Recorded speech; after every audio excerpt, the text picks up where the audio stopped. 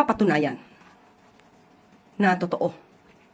Dahil may mga witnesses, may mga taong involved na pinangalanan ang taong nag-utos sa kanila na sirain ang pagkatao ni Executive Secretary Ralph Recto.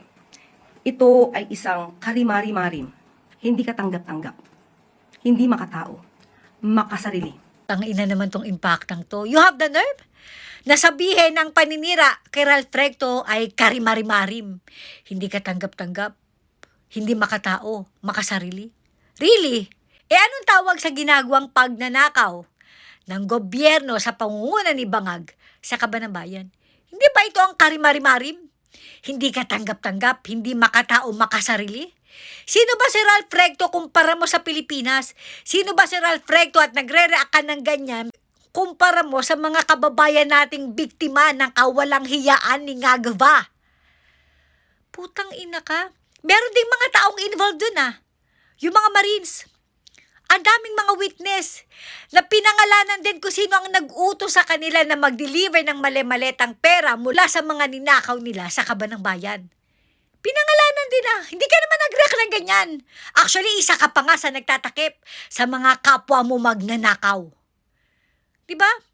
Pinagtatakpan mo yung mga kawatan na katulad mo. Putang ina ka, tigilan mo na yung mga ganyang drama mo. Tigilan mo na yung mga ganyang mga kaetyosan mo. Putang ina mo, nakakagigil ka lalo Alam mo, lalo mo lang ginagalit yung taong bayan. O ngayon, yung mga marino, nakakulong na. Pinusasa na daw. Hindi kasi nila pinayagan na makapagpiyansa ito. Kaya wala talagang choice kundi ikulong sila. Dahil Friday na ngayon, so wala nang pisina ng Saturday, Sunday. So Monday na ulit ang balik nila. Hindi natin alam sa loob ng 2 days kung anong pwedeng mangyari sa kanila. Considering na putang na sindikato ang gobyernong ito. 8:30 pa ng umaga sila dumating dun. Anong oras na? Hindi pa rin naasikaso yung bail nila. May nakikita ko dito, sinasadya ito. Sinadya talaga nila para meron silang dahilan para i-detain ang mga marinong ito. Na by the way, 4 sa Brave 18 Marines nag-recant na or binawi na nila yung kanilang mga statement na ayoko naman silang sisihin. Hindi naman ako galit sa kanila.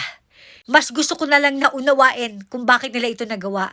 'Di ba? Kailangan nila ng peace of mind.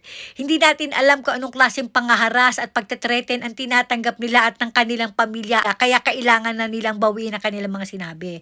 As per sa usap-usapan na binigyan daw ng 25 million ang 4 na marino, tigto 25 bali 100 million ito if it is true.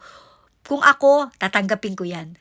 Mga piglon, okay lang 'di ba? Kasi hindi naman si Sara Duterte yung nagnakaw Kung si Sara Duterte ang nagnakaw niyan, o si Sara Duterte ang nanuhol ng 25 million, malamang galit na galit kayo. Hindi nga si Sara yung nanuhol Si Martin Romualdez, ang administrasyon. So, okay lang of course.